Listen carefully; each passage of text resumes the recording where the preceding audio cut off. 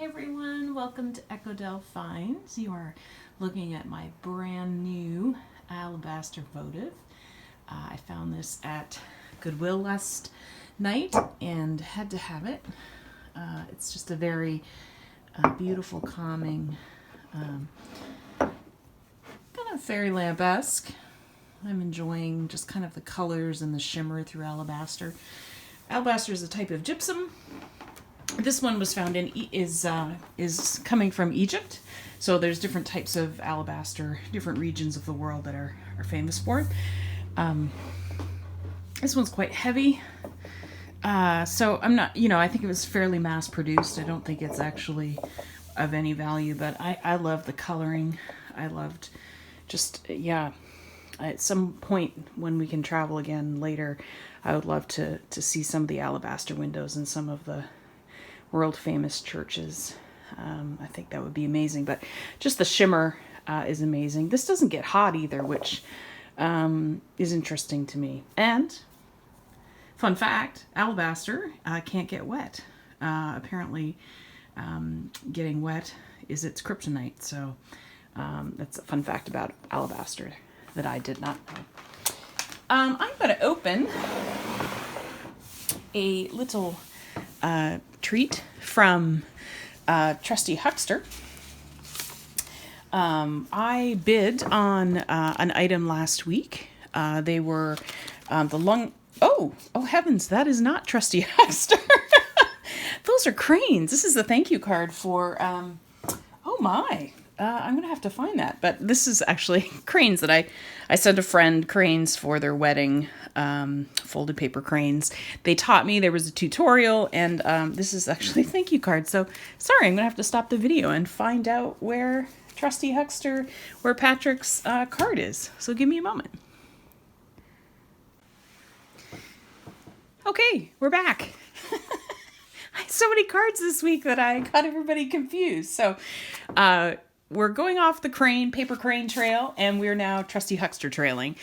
So last week he introduced the Trusty Huckster. I love his little treats that he sends in here. I mean, this is probably worth more than my order. But what I ordered were American Lung Association stamps, and so here are.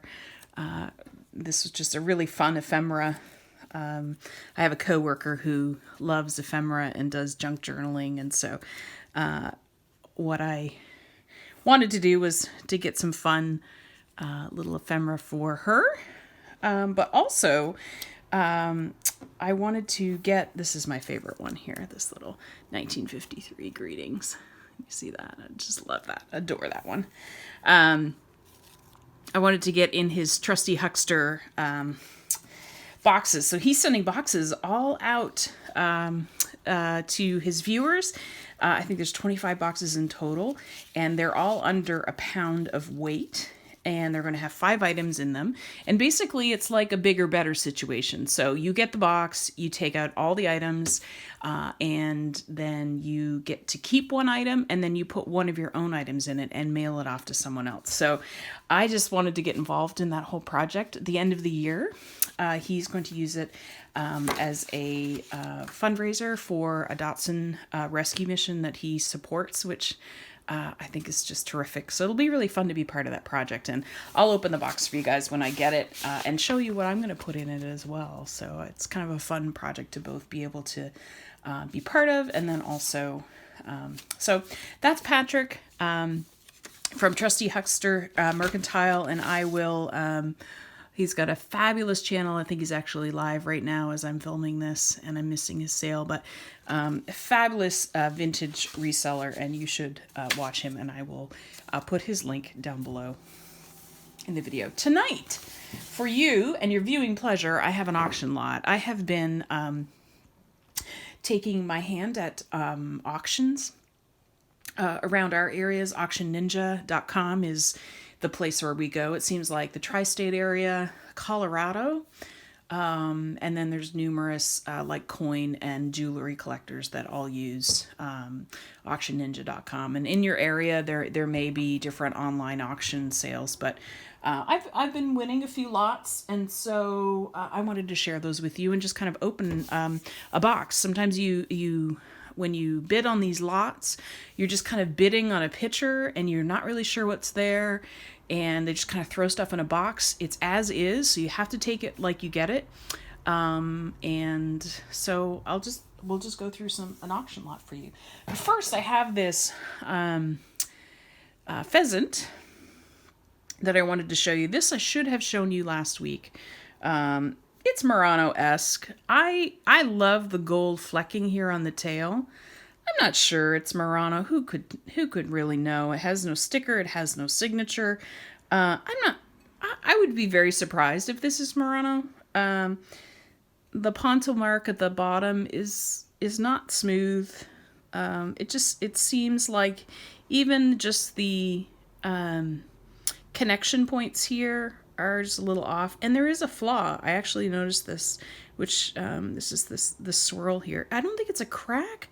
I'm not actually sure, but there is a flaw mark on the glass itself. But this is very pretty. I wanted this. It was a great price, so I took it, and I thought it was a really sweet find. So this is my Murano in the style of Murano pheasant. So I thought that was very cute. This is my first lot. I got this little bad boy for, I think he was $2. He is just a piece of handmade studio pottery. To me, its form is very brutalistic. I don't know what any other way to say that, but it's brutalistic to me. I'm pretty sure they just rolled out the clay and then pinched it together. I'm fairly sure this is not thrown in any way, shape, or form. It has this marking on the bottom, and it also says Cape Cod 1983 written in pencil. So I live on the East Coast. It's very likely that this piece was probably purchased on someone's summer vacation at the Cape in 1983. And I haven't looked up this potter's mark yet, but there are some great pottery marking databases online, so I will be doing that. But I really just thought this was a nice, rustic, brutalistic, organic. How many other fantastic words can you use to describe this? You can just tell they literally just cut out, probably with a knife, to be honest, these kind of hand holders here. But it's a nice size. It's not a huge piece, so I kind of like kind of the scale of it as well. So this is one of my lots. Again, I might have paid a couple dollars for it. It was just kind of something no one else wanted, and so I threw in a bid, and voila, I got it. This is over here. I hadn't shown this. This has been in a couple of my videos. It is a rather large, I don't know if you can see it back there. Nope. It is a rather large glass vase, and I think it's commercially made, but it's a rather large piece, and I overspent on this one. This is the thing, you get into these bidding situations and you clearly overspend. This one I spent 18 bucks on. It was a lesson learned. I wouldn't spend this kind of money again on this piece. I think I thought I had someone in mind for it, and then I truly didn't. So that was a mistake, but we learn, right? Every mistake I make, I learn. This, however, was not a mistake. This is my slightly judgy Mexican pottery bird, and I just think he is spectacular. He's gorgeously painted. He's seen a few things. He's a little bit busted up and vintagey. He says Mexico on the bottom. There's the original price tag there. And he's got some signs of wear, but he's vintage, right? And so I just thought, my little judgy bird, look at him judging us. He's so judging. I just thought he was very sweet. So I won a lot of Mexican pottery. I paid $10 for the lot, and I think there's 5 pieces. So I thought, $2 a piece, how could anybody go wrong? And even if one piece is slightly damaged, then that brings me up to about $2.50 a piece. So the buy-in is no more than I would have at Goodwill. And so I felt pretty comfortable at that. So that's piece number 1 in my Mexican lot. And excuse the jingle jangle. But here are my other pieces of pottery. I love Mexican pottery. I love the color. I love the, here's the potter's name. I love the color, the vibrancy. I have never had the privilege of going to Mexico. My parents always went and didn't take us. But I think these colors and just the culture, everything shines in Mexican pottery. And so this is just kind of a little catch-all plate. You could use it for many, many different things. This one is vibrant. It has just a little flea bite right here in the corner. But these actually look like peace lilies to me. And then a sunflower, actually. You can see the sunflower there too. So again, a lovely, beautiful piece.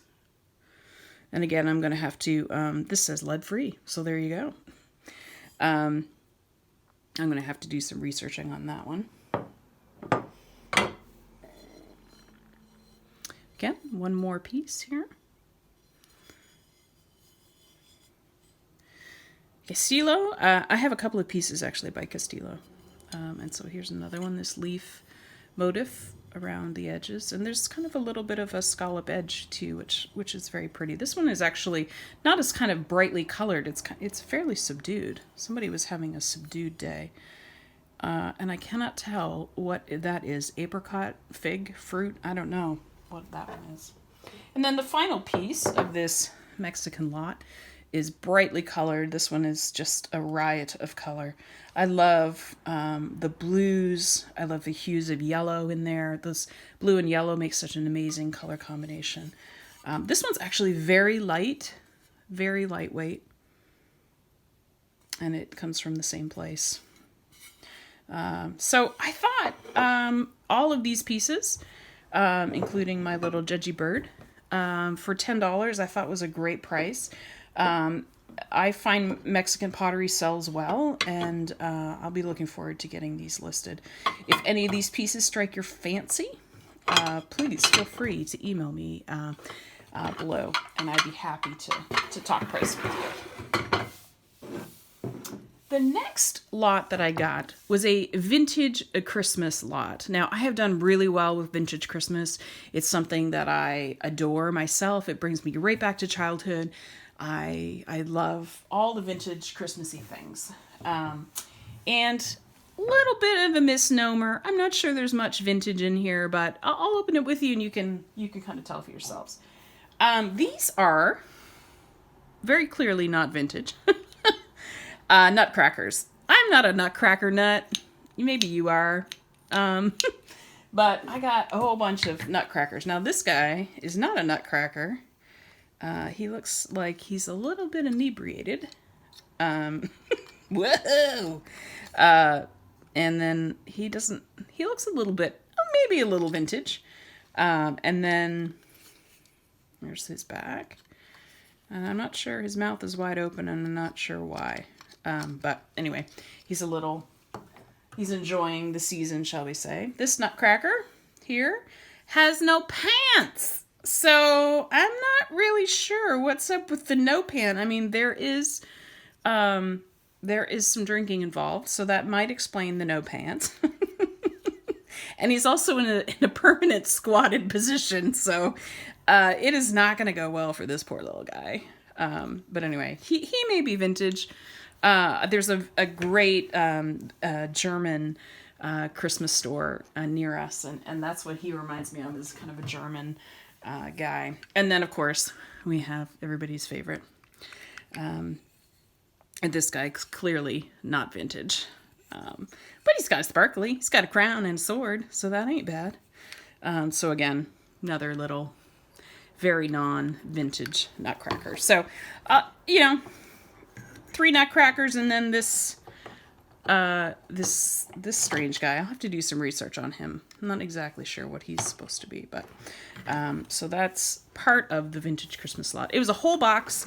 I think I got it for $3, so you know, we don't need to really worry. This was the reason why I bought the lot. Was because she was peeking out of the box, and I knew she was in there. Now, Matroshka dolls are one of my most favorite little items. I have a few. I have one that came from a friend of mine from Russia. And then actually my son and I found a Santa Claus one. They're different Santas all stacked inside of each other. My son also would like you to know, he's 7 years old and knows everything, but he would also like you to know that Matroshka dolls are formed out of one solid piece of wood. So every doll inside the doll comes from the same piece of wood. Usually there's dolls inside the dolls. Unfortunately, this was the only thing. So all the little dolls either made it in another lot in the auction or have long since been lost. But this is the real deal. I believe this was hand-painted by somebody. And it's just sad that she doesn't have all her little babies inside of her. But she's pretty. I may use her just in my vintage decor. She's not really worth anything without the rest of the dolls, but she's actually painted quite nicely. So she's kind of a beautiful little piece. But she's the reason why I bid on the lot, because I really loved her. There's another piece of cross stitch in here too. I have not figured out what this says. I think it says Frohesfest, but again, who could know? Cute little sampler. Not sure how vintagey it is. The Aida cloth actually does look a little yellowed. I don't actually think it might have been that color to begin with, but I kind of think that's a little bit yellowed. So either it wasn't taken care of very well, or Santa just aged over time. But again, it's okay. I wouldn't use it for my personal decor, but maybe somebody out there would really enjoy that. This is the clearly the only piece that I saw that was vintage. This is Christmas 1978. I was 2 years old at the time. And then you can see at the back, this is Lillian Vernon. Came at a Cork, County Cork in Ireland as well. And Carringallane Pottery. So that is definitely true vintage. And I haven't actually looked this up, but 1978, so that's a nice little clip. This is clearly not vintage. This is just a little plastic dollar store jobby. And this actually might be vintage, or it may be dollar store vintage-esque. I'm not sure, but either way, it is plastic, made in China. And it might be good if you had to take a Christmas gift to somebody, but it's not something I will actually resell. And then there's this. This reminded me of something you get at the Christmas tree shop or something, Little Santa. Yeah, this is from 2000 as well. So, again, I'm not a huge Santa fan. I kind of dabble in Santa. I'm a kind of Santa-like kind of girl. But he's cute. But, again, really heavy. I would not ship this. So he will probably find his way back to Goodwill as well. So finally, the last thing is this jar of goodies. And I have kind of gone through this jar, but not totally. So we'll do this together and enjoy the fruits of my $3 haul. This looks like somebody's spent $5.99 on this little guy. Let me move this out of the way so you can see him. But again, it's just a very made in China, non-vintage ornament. This was interesting. This is actually a kilt pin, I'm quite sure. I am Scottish, and I am quite sure that there is a vintage quilt pin. And then it's safety pin, and then a very cheaply made good luck. So, vintage! Got my money's worth. All right, we got Reindeer looking in the outhouse. What is he looking for? Oh, it's Naked Santa. Somebody had a thing for for naked bums. So, whoo, there's Santa chilling out in the outhouse. Not sure why he took off all his clothes, but there you go. He did it anyway. And then creepy little reindeer. I mean, cute little box. And then this is what it says at the bottom. Creepy. Oh man, the whole Santa thing, it's very creepy. If somebody stalks you all year, keeps a list on all of your activities, and then sneaks into your house in the middle of the night, isn't that creepy? Does anybody else see a problem with this? I don't know why it's just me that doesn't find Santa really creepy. Now, I don't know much about Boyd's Bears, but I do know this is probably the piece that's going to save this haul. Here's my little Boyd's Bear. Holiday rules. Don't eat yourself out of house and home. And then, of course, you've got a little snack tray there. And then inside, you've got a little mouse. So I love these little Boyd's Bear trinket boxes. They're quite elaborate, and they go for, okay money online. So I think this may save the lot. This is the SS Noah. And inside, it says 2x2, what a zoo. And it's got some boots and an umbrella. And that overboard. And then again, there's a little mouse. He's all dressed up in reindeer. Not sure if I can find my tray again. I was going to show you what was in there, but it's not going to happen. So, but this one, what is it called? Surf's Up. Boyd's Bear Surf's Up. So I'm pretty sure that these actually have a little bit of value on eBay, and they may save my lot yet. This person was clearly into trinket boxes. They're cute. I like a good trinket box. So this one I think is Chinese. Doesn't have very much value, but there's Santa, and there's his tree. And then at the bottom, she actually wrote down 1997 Winter Villas. Looks like sort of a Dollar Tree item. And then we just got Mardi Gras and St. Patrick's Day palooza here. So Christmas tree shop, lots of beads. I guess these will probably head back to the great land of Goodwill as well. And then there's a little tiny dangly Christmas bracelet as well. Here, it's jingly, jangly Christmas. This one, I haven't figured out how it works yet. I think it lights up.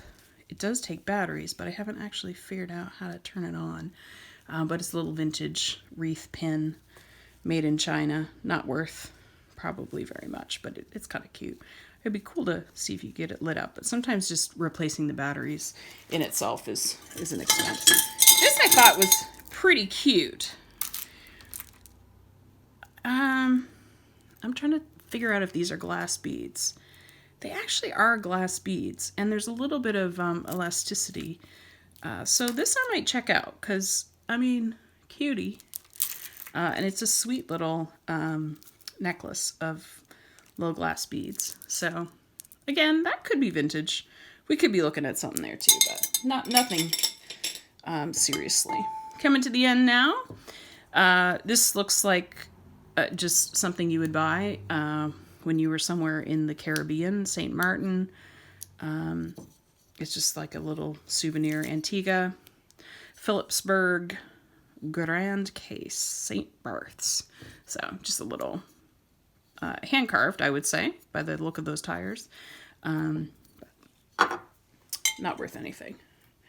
And then we have the moose. The moose is loose. I have a good friend who loves moose, so I may actually give this to her. But, yeah, just your run-of-the-mill moose brooch. I mean, who doesn't need a moose brooch? You need a moose brooch, for sure. And then another jingle dongle. This will make a good package topper probably for next Christmas, so I may just keep that just to put on the top of a package. So that's my vintage Christmas haul. Also have this. Oh, yes. Look at this. Oh, I didn't even notice that. That's just a little poinsettia bucket. So, little Christmas vintage haul. I I hope you enjoyed this. It was fun to go through the bucket with you. I hadn't actually done that. So like I said, for this Christmas haul, I think it will be these little trinket boxes that will probably bear the money. The rest of it is kind of, well, we'll look it up, but I don't think there's a whole lot of value in anything else. So if there's anything, again, that you would like in these videos, please send me an email at the email below, emancipation300@gmail.com. I'd be happy to talk prices with you, and basically we'll settle on a price. Then I'll come up with a shipping amount, and you'll just pay what I pay at USPS. And for all of my new subscribers, welcome. Thank you for subscribing. Thank you for hitting the like button. Thank you for commenting. It's been so fun to interact with everyone on YouTube and just to learn more about the community. I do appreciate you looking at this video, and I hope you've enjoyed it. And we will talk soon.